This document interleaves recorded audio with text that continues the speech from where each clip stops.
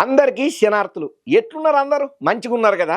ఇక రోజు మన ధమాకా వార్తలను మీరంతా ఫాలో అవుతున్నారని నాకెరికే. సరే మరిగా ఇవాళ కూడా మీకోసానికని మన ధమాకాల దుమ్ము దులిపే వార్తలను పట్టుకొచ్చిన కాబట్టి మరి ఆ దుమ్ము దులిపే వార్తలను స్టార్ట్ చేస్తున్నా అన్నట్టు. ఎందుకైనా మంచిది, జరంత సౌండ్ పెద్దగా పెంచుకొని చూడుండ్రి. సీఎం చంద్రాల సారు ఏపీ పబ్లిక్ కి ధమాకా లాంటి ముచ్చట చెప్పిండులా. తొందరలో ఇచ్చిన హామీలను నెరవేర్చబోతున్నాడు. ఎప్పుడెప్పుడా అని సూపర్ 6 పథకాల కోసం కళ్ళల్లా ఒత్తులేసుకొని చూస్తున్న ఏపీ పబ్లిక్ కి అద్భుతమైన ఆఫర్ ఇచ్చుడే కాదు, అధికారులకు ఆర్డర్లు సుతం జారీ చేసిండు. కాకపోతే మందు బాబులకు జరంతా బాధపడాల్సిన ముచ్చట కూడా చెప్పిండు. మరి ఆ ముచ్చట ఏందో పురాగా అరుచుకోవాలి కదా పాండ్రి. ఏపీ పబ్లిక్ కు సీఎం చంద్రాల సారు శుభవార్తనే చెప్పిండుల్లా. సూపర్ 6 పథకాల అమలు కోసానికని చెప్పి ఎదురు చూస్తున్న ఏపీ పబ్లిక్ ఇక ఇంతతోని ఎదురు చూపులకు ఫుల్ స్టాప్ పడ్డట్టే అని చెప్పాలి. ఎందుకనంటే తల్లికి వందనం, అన్నదాత సుఖీభవ వంటి కీలకమైన పథకాలు ఏవైతే ఉన్నాయో అవి తొందరలో జప్పున అమలు చేసేటట్టుగా చర్యలకు దిశానిర్దేశం మంత్రులకు సూచన చేసిండు సీఎం చంద్రాల సారు. వచ్చే 3 నెలల పాటు జనంలకు పోవాలని చెప్పి ప్రభుత్వ పథకాల మీద విస్తృతంగా మనం ప్రచారం చేయాలని చెప్పి గట్టిగానే ఆర్డర్లు వేసిండు చంద్రాల సారు అధికారులకు, మంత్రులకు. ఇక ఎమ్మెల్సీ ఎన్నికలలో మంత్రులు బాధ్యత తీసుకోవాలని కూడా అన్నాడు. అయ్యా వచ్చే విద్యా సంవత్సరం నుండి తల్లికి వందనం ప్రారంభం చేస్తామని, ఏప్రిల్లో మత్స్యకార భరోసా మీద దృష్టి పెట్టాలని కూడా అన్నాడు. ఇక పోతే లిక్కర్ షాపులలో మార్జిన్ 10.5% నుంచి 14% పెంచాలని అన్నాడు. అయ్యా ఇక ఎవరైతే 10 పచ్చాలు విమర్శలు చేస్తున్నదో సూపర్ 6 హామీలు చేతలేదు, అమలు కాలేదు, ఇక కావు అని ఎవరైతే అంటున్నారో 10 పచ్చాలు వాళ్ళ మూతికి ప్లాస్టర్ వేసేటట్టే చంద్రాల సారు వేగాన్ని పెంచుతున్నాడు ఈ సూపర్ 6 పథకాలను అమలు చేసుట్లల్లా. ఇక ఏదేమైనా సూపర్ 6 పథకాలను అమలు చేయాలని చెప్పి అధికారులకు ఆర్డర్ ఎప్పుడైతే చంద్రాల సారు వేసిండో నిజంగా చంద్రాల సారు విజనే విజన్ అని చెప్పి తారీఫ్ చేయబట్టిండ్రు ఈ ముచ్చటెరికైనా ప్రతి ఒక్కరు. అసెంబ్లీ ఎన్నికల తర్వాత ఏపీ రాజకీయాలు మస్తు టర్నింగ్ల మీద టర్నింగ్లు తీసుకుంటున్నాయి. మరీ ముఖ్యంగా చెప్పుకోవాలంటే జగన్ అన్న పరిస్థితి అయితే పాపం మరీ అధ్వానంగా ఉన్నదనే చెప్పాలి. ఎందుకనంటే జగనన్న వీళ్ళు నా సైన్యం, వీళ్ళు నా ప్రాణం, ఎప్పుడు వీళ్ళు నా వెంటే ఉంటారని అతి నమ్మకం పెట్టుకున్నందుకు వైసీపీ నాయకులు ఒక్కొక్కరు ఒక్కో పార్టీలకు జంప్ అవుతున్నారు. జగనన్నను నట్టేట ముంచుతున్నారు. ఎంత పట్టుకుందామని జగనన్న శతవిధాల ట్రై చేసిన సుతం చేపల లెక్కన పుష్కున జారిపోతున్నారు ఒక్కొక్కరు. మరి జారిందేగాక పక్కకు పోయి జగనన్న మీద కౌంటర్లు చూద్దాం బాగానే ఎత్తున్నారు. మరి ఇప్పుడు వైసీపీ సీనియర్ నాయకుడు ఒక ఆయన పెట్టిన పోస్టు పెద్ద దుమారమే రేపుతున్నది. నేను చెప్పింది అబద్ధం అనిపిస్తే మీరే చూడండి వార్త. రాజకీయాలలో ఎవరికైనా సరే పక్కా క్యారెక్టర్ ఉండాలని చెప్పి మాజీ ముఖ్యమంత్రి వైఎస్ జగన్మోహన్ రెడ్డి సార్ చెప్పుకుంటూ వచ్చిండు. ఇక తాడేపల్లిలో ఉన్న ఆయన ఇంట్లో ఒక మీటింగ్ లా మాట్లాడుకుంటా మన పార్టీ ప్రజా ప్రతినిధులను, నాయకులను ఏదో ఒక కేసులో ఇరికియాలని చెప్పి కూటమి ప్రభుత్వం ఆలోచన చేస్తున్నది. ఫలోబాలు భయంతో క్యారెక్టర్ తగ్గించుకోవద్దని చెప్పి చెప్పుకుంటూ వచ్చిండు. ఒక్క విజయసాయి రెడ్డికే కాదు, పార్టీని వద్దని చెప్పి వెళ్ళిపోతున్న పదొక్కలకు కూడా ఈ మాట వర్తిస్తుందని నొక్కి వక్కానించి చెప్పిండు జగనన్న. ఇక ఇట్లా పార్టీ మీటింగ్లలో ఎప్పుడైతే జగనన్న విజయసాయి రెడ్డి మీద ఇండైరెక్ట్ గా సిటర్ లేచిండు, జగనన్న మాట్లాడిన మాటలకు విజయసాయి రెడ్డి సార్ సుతం ఆయన స్టైల్లో కౌంటర్ ఇచ్చుకుంటూ వచ్చిండు. ఎక్స్ వీడియోలో ఒక పోస్టును పెట్టుకుంటా ముఖ్యంగా జగన్ గారు నా క్యారెక్టర్ గురించి గట్టిగానే కామెంట్లు పెట్టిండు. వ్యక్తిగత జీవితంలో కూడా విలువలు, విశ్వసనీయత, క్యారెక్టర్ ఉన్నోని కాబట్టే ఎవరికి ఎటువంటి ప్రలోభాలకు లొంగలేదని చెప్పుకుంటా వచ్చిండు. భయం అనేది ఏ అనుగుణ కూడా నాలో లేదు కాబట్టే రాజ్యసభ పదవిని, పార్టీ పదవుల్ని మరీ రాజకీయాలనే వదులుకున్నానని చెప్పి Vijayasai Reddy sir clear cut గా ఎక్స్ వీడియోలో పోస్ట్ పెట్టిండు. అయ్యా ఇక ఇప్పుడు విజయసాయి రెడ్డి సారు జగన్ అన్నకు ఏదైతే కౌంటర్ ఇచ్చిండో ఇది పెద్ద చర్చకు రచ్చకే దారితీస్తున్నదని అంటున్నారు ఈ ముచ్చటరికైనా ప్రతి ఒక్కరు. మరి ఇప్పటికే జగనన్న పార్టీలకించి చాలా మందే బయటకు వద్దామని చూస్తున్నారు. మరి ఇట్లా పార్టీలకించి ఓయేటోళ్లకు భరోసా నింపే ప్రయత్నం జగనన్న ఏ పార్టీ చేస్తాడో చూడాలి. మరి ఏదేమైనా గానీ వైఎస్ఆర్సీపీ పార్టీలో ఏమైందో ఏందో తెలియదు గానీ జగనన్న అని చెప్పి మొన్నటిదాకా జబ్బల మీదకి ఎత్తుకున్నోళ్ళే ఇప్పుడు జగనన్న బరువును దించే ప్రయత్నం ముంగటేసుకున్నారు. ఎవరికి వాళ్ళు వేరే పార్టీలలో దూరి ఏదో ఒక పోస్టు కొట్టాలనే ఆలోచనతోనే ఉన్నారు. జగనన్న సీట్లు మొత్తం ఖాళీ అయిపోతాయని చెప్పి టాకు బగ్గనే ఉన్నది ఏపీలా. మరి జగనన్న పార్టీలో ఉన్నటువంటి నాయకులను, కార్యకర్తలను జగనన్న ఎట్లా కాపాడుకుంటాడో, ఈ వలసలు ఇక్కడతో ఆగుతాయో లేకపోతే అందరు అనుకున్నట్టే వైఎస్ఆర్సీపీ పార్టీ ఖాళీ అవుతుందో. అయినా ఈ రాజకీయాలను ఎప్పుడు నమ్మలేములా, ఎప్పుడు ఏమైతుందో ఎవరు చెప్పలేరు. అందుకే అంటారు చాలా మంది శాశ్వత శత్రువులు గాని శాశ్వత మిత్రులు గాని రాజకీయాలలో ఉండరని. ఇవాళ తిట్టుకున్న వాళ్ళు రేపు కలుసుకుంటారు, నిన్న కలుసుకున్న వాళ్ళు ఇలా ఇడిపోతారు. కామన్ అని అంటున్నారు రాజకీయంలో తల వండినటువంటి రాజకీయ మేధావులు. ప్రధానమంత్రి నరేంద్ర మోడీ తెలంగాణ సీఎం రేవంత్ రెడ్డి, కేంద్ర మంత్రి కిషన్ రెడ్డి, ఎంఆర్పిఎస్ నేత మందకృష్ణ కలిసి మా మీద కుట్రలు చేస్తున్నారని చెప్పి విమర్శలు గుప్పిస్తున్నారయ్యా. అందుకోసానికని ఈ నెల 14వ తారీఖున తెలంగాణ రాష్ట్రం బంద్ చేయబోతున్నామని చెప్పి ఒక ప్రకటనను కూడా ఈడదల చేసిళ్ళు. ప్రభుత్వం అసెంబ్లీలో తీసుకున్న నిర్ణయాన్ని మేము తీవ్రంగా వ్యతిరేకన చేస్తున్నాం. ప్రభుత్వం చర్యల మీద అసంతృప్తి వ్యక్తం చేసుడే కాదు, మా హక్కులను కాపాడుకునే తందుకు మేము పోరాడి తీరుతామని చెప్పి క్లియర్ కట్గా చెప్తున్నారు. మరి అసలు వార్త ఏందో తెలవాలి. ఏంది అని అంటే ఇగో ఆర్తొచ్చింది చూడండి. తెలంగాణ ఎస్సీ వర్గీకరణకు అనుకూలంగా ప్రభుత్వం అసెంబ్లీలో తీసుకున్న నిర్ణయాన్ని వ్యతిరేకన చేసుకుంటా సంఘాలు తీవ్రంగా ఖండిస్తున్నాయ్యా. ఈ నిర్ణయానికి నిరసనగా ఈ నెల 14వ తారీఖున రాష్ట్ర బంద్కు పిలుపునిచ్చింది అయ్యా. ఎస్సీ వర్గీకరణ వ్యతిరేక పోరాట సమితి, మాల మహానాడు సంయుక్తంగా ఈ బంద్ను ప్రకటన చేసినాయి. ప్రభుత్వ చర్యల మీద అసంతృప్తిని వ్యక్తం చేసుకుంటా తమ హక్కులను కాపాడుకునే వరకు పోరాడతామని చెప్పి క్లియర్ కట్ గా చెప్తున్నారయ్యా. ఇక ఈ సందర్భంగా మాల మహానాడు నేతలు కీలక ఆరోపణలు కూడా చేసుకుంటూ వచ్చిళ్ళు. మాలలను అణిసివేసే తందుకు ప్రధానమంత్రి నరేంద్ర మోడీ, తెలంగాణ సీఎం రేవంత్ రెడ్డి, కేంద్ర మంత్రి కిషన్ రెడ్డి, అట్లనే ఎంఆర్పిఎస్ నేత మందకృష్ణ కలిసి కుట్రలు చేస్తున్నారని చెప్పి విమర్శలు గట్టిగానే గుప్పించిండ్రయ్యా. ఎస్సీ వర్గీకరణ అమలైతే మాల సామాజిక వర్గం తీవ్రంగా నష్టపోతుందని కూడా వాళ్ళు హెచ్చరికలను జారీ చేస్తున్నారు. తెలంగాణ అసెంబ్లీలో ఈ మధ్య కాలంలో ఎస్సీ వర్గీకరణ మీద ప్రభుత్వం కీలక నిర్ణయం తీసుకున్నదన్న సంగతి మన అందరికి ఎరికైనదే. ఇక దీనికి మద్దతుగా అట్లనే వ్యతిరేకంగా సామాజిక వర్గాల మధ్య భిన్నాభిప్రాయాలు వ్యక్తమవుతున్నాయి. మాల మహానాడు, ఇతర వర్గీకరణ వ్యతిరేక సంస్థలు దీన్ని ద్రోహంగా అభివర్ణిస్తున్నాయ్యా. తమ హక్కులను భవిష్యత్తులో ఎవరు హరించలేరనే విధంగా తీవ్రంగా పోరాటం సాగిస్తామని చెప్పి కూడా క్లియర్ కట్ గా చెప్తున్నారు. ఇక ఈ బంద్కు వివిధ సామాజిక వర్గాల నుంచి కూడా మద్దతు బాగానే వస్తున్నదట. రాష్ట్ర వ్యాప్తంగా ప్రజా జీవనం అస్తవ్యస్తం కావచ్చని చెప్పి ప్రభుత్వ ఉద్యోగాలు, విద్యా సంస్థలు, వాణిజ్య కేంద్రాలు ప్రభావితమయ్యే అవకాశం కూడా ఉన్నదని అంచనా చేస్తున్నారు. ప్రభుత్వం నిర్ణయం మీద ప్రజల చర్చ బాగానే నడుస్తున్నది. మొత్తంగా చూసుకుంటే తెలంగాణలో ఎస్సీ వర్గీకరణ మీద తీవ్రమైనటువంటి అభిప్రాయ భేదాలు ఏర్పడుతున్నాయి. ఇక అందుకోసానికని చెప్పి తెలంగాణ బంద్కు 14వ తారీఖు పిలుపునిచ్చిండ్రు. మరి ఈ 14వ తారీఖు తెలంగాణలో జరిగే రాష్ట్ర బంద్కు ఎటువంటి పరిణామాలు దారితీస్తాయో చూడాలి. 420 హామీలు, 420 రోజులు ఈ చేతగాని పాలన వల్ల పబ్లిక్ మస్తు సఫర్ అవుతున్నారు. గింత అధ్వానమైన స్థితిలల్లా తెలంగాణ ఉన్నదయ్యా. ఇప్పుడు ఈ పాపం ఎవరిది? తప్పుడు హామీలు ఇచ్చి గద్దెనెక్కిన ప్రభుత్వాన్ని కాదా? పెట్టుబడికి పత్తా లేదు, దిగుబడికి దిక్కు లేదు అని మస్తు గరం కాబట్టి BRS working president KT Rama Rao sir. మరి గంతగనం కేటీ రామారావు సార్కు కోపం తెప్పించిన ముచ్చట ఏంటిది? ఇంతకు గిన్ని మాటలు ఎవరినన్నాడు, ఎందుకోసానికన్నాడు? ఇంకా ఈవరంగా మనకు వార్త పురాగా తెలవాలంటే ఆలస్యం చేయకుండా జప్పడం చూద్దాం పాండ్రి. BRS working president KTR sir ఎక్స్లో ఒక ట్వీట్ చేసిండయ్యా. ఇప్పుడు ఆ ట్వీట్ పెద్ద చర్చకు రచ్చకే దారితీస్తున్నది.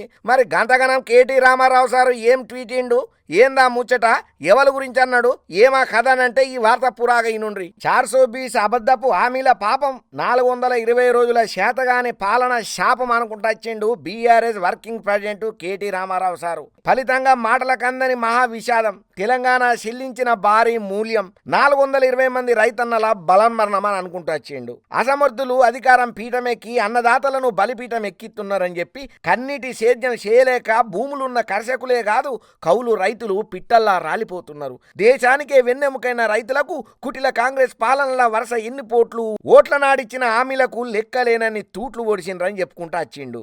ఈ 10 ఏళ్లల్లా పంజాబ్నే తలదనే స్థాయికి తెలంగాణ నేడు పెట్టుబడికి పాత్తా లేదు, దిగుబడికి దిక్కు లేదు. రుణమాఫీని యాగం చేసి పెట్టుబడి సాయానికి పాతరేసి ముంచే రోజులు తెచ్చుడు వల్లనే గీ అనర్థాలు. శల్లం లేని సీఎం, బాధ్యత లేని సర్కారు వల్లనే మళ్ళీ తెలంగాణ పల్లె కన్నీరు పెడుతున్నది, మళ్ళీ మరణ మృదంగం మోగుతున్నదని అనుకుంటూ వచ్చిండు ట్విట్టర్లా. ఇక ఏదేమైనా కానీ కేటీ రామారావు సార్ చేసినటువంటి ఎక్స్ల పోస్టుకు గాను కాంగ్రెస్ పెద్దలు కూడా గట్టిగానే రిటర్న్ కౌంటర్ ఇయ్యనిగా తయారైతున్నారట. మరి ఇప్పుడు కేటీ రామారావు సార్ అన్నదానికి కాంగ్రెస్ పెద్దలు ఎట్లా రియాక్ట్ అవుతారో, వాళ్ళు ఏం మాట్లాడతారో మనకు మాత్రం ఏం తెలుసు, చూద్దాం. కానీ ఏ మాట కామాటనే ఒకవేళ కేటీ రామారావు సారు రైతన్నల గురించి చెప్పినటువంటి పోస్టు నిజము వాజిబు ముచ్చట్నైతే వీలైనంత తొందరలో రైతన్నల కష్టాలు తీర్చాలని చెప్పి ప్రతి ఒక్కరు కూడా కోరుకుంటున్నారయ్యా. అగో మీకు ఇందిరమ్మ ఇల్లు వచ్చినాయా? అత్తే జప్పన కట్టుకోండి, లేకపోతే ఇచ్చిన ఇల్లులు మళ్ళా రివర్స్ పోతాయి. అంటే సర్కారు ఇచ్చిన ఇల్లులు మళ్ళా సర్కారే తీసుకుంటుందంట. ఆగో ఈ మాట నేను చెప్తలేనయ్యా, ఇందిరమ్మ ఇల్లు ఇచ్చిన సర్కారే ఖుద్దు చెప్తున్న మాట ఇది. నెలన్నరలల్లా మీకు ఇచ్చిన ఇళ్ళల్లా మీరు కట్టుకోకపోతే మీ ఇండ్లు రద్దవుడు పక్కా అని అంటున్నారు. మరి ఇందిరమ్మ ఇండ్ల మీద వచ్చిన ఈ వార్త ఏందో మనం తెలుసుకోవాలి కదా. మరి ధమాకాల దుమ్ము దులిపే వార్త వచ్చింది కదా ఇందిరమ్మ ఇండ్ల గురించి, చూద్దాం పాండ్రి. ఇందిరమ్మ ఇండ్ల పథకంలల్లా తెలంగాణ సర్కారు ఒక షాకింగ్ న్యూసే చెప్పిందిలా, నిబంధనలతోని లబ్ధిదారులు ఆందోళన చెందుతున్నారయ్యా. ఇందిరమ్మ ఇల్లు మంజూరైన 45 రోజుల్లోగా నిర్మాణం ప్రారంభం కాకుంటే ఇల్లును రద్దు చేస్తామని షరతును విధించుడుతోని లాభోదిబోం అంటున్నారు లబ్ధిదారులు. ఉన్నట్టుండి గింత సడన్ గా పైసలు ఎక్కడి నుంచి తెచ్చుకోవాలి, ఎట్లా ఇల్లు కట్టుకోవాలని చెప్పి పరిచయం అవుతున్నారట లబ్ధిదారులు. ఇక ఓ వైపు ప్రభుత్వం 5 లక్షలు ఇస్తుందా అంటే ఇప్పటి వరకు అందుతలేవు. పోనీ ఎప్పటి వరకు ఇస్తుందో క్లారిటీ లేదు. పోనీ అప్పోస చేసుకొని ఇల్లు ఎట్లనైనా కట్టుకుందామంటే ప్రభుత్వం నుంచి ఒకవేళ వచ్చే నిధులు లేట్ అయితే ఏం చేయాలో అర్థం కాక మస్తు బాధపడుతున్నారట. ఇందిరమ్మ ఇండ్లు మంజూరైన ఆనందం కూడా మా ముఖాలలో లేకుండా పోతున్నదని చెప్పి వాపోతున్నారట.